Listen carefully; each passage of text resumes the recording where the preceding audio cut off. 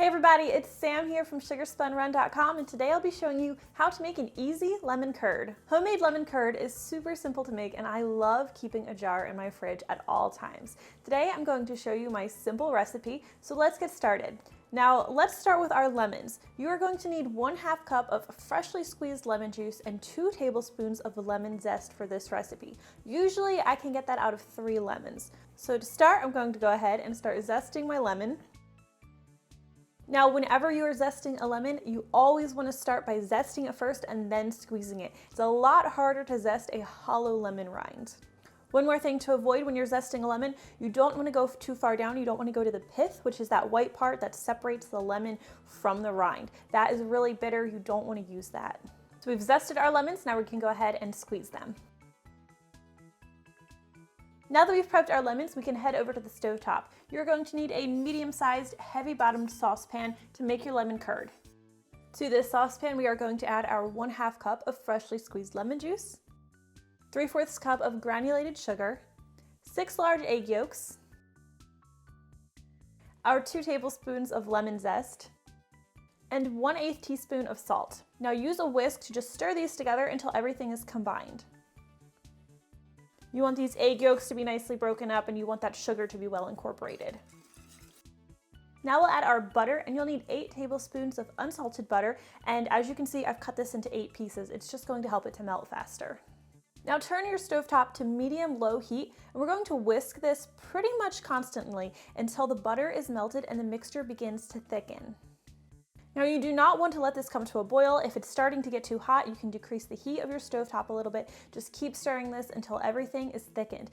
Now we need our lemon curd to thicken up, but it's kind of hard to tell once it's thickened enough that it's ready to be removed from the heat. It doesn't thicken up like a pudding or a custard where you can drag your whisk through it and it'll leave a trail. This is a little bit trickier because lemon curd is a little bit looser when it's hot. My favorite way to test that it's done is to take a spoon and just to dip the back of the spoon or run the spoon through the mixture and look at the back. So as you can see, the lemon curd is clinging to the back, but the best way to tell at this point is to take your finger and just run a line down the back of the lemon curd. And that line holds, as you can see here. The lemon curd isn't flooding back over it. It's not filling back in that line that we just made. So we know that it's ready to be removed from the heat. And what I'm going to do is I'm going to pour this into a heat-proof bowl, but I'm going to pour it through a fine mesh strainer. That way, if there are any bits of cooked egg or any other lumps in our lemon curd, we're going to filter those out. So here we've caught a lot of that lemon zest and some of that lemon pulp, and we don't need that in our curd, so I'm just going to discard this. Now our lemon curd is pretty much finished. All that's really left to do is let it cool completely. It's going to thicken up a lot as it cools. It's also prone to developing a skin on the surface while it is cooling, so to prevent that, I'm just going to take a piece of plastic wrap and I'm going to press this directly into contact with the surface of the lemon curd.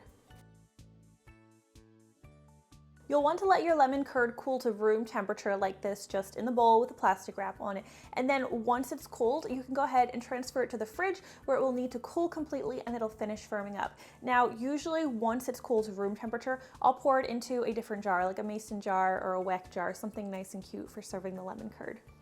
Now this is just going to go to the fridge where it will continue to chill and continue to firm up for another few hours. So after a few hours in the fridge, our lemon curd is ready to use. Let's take a look at it.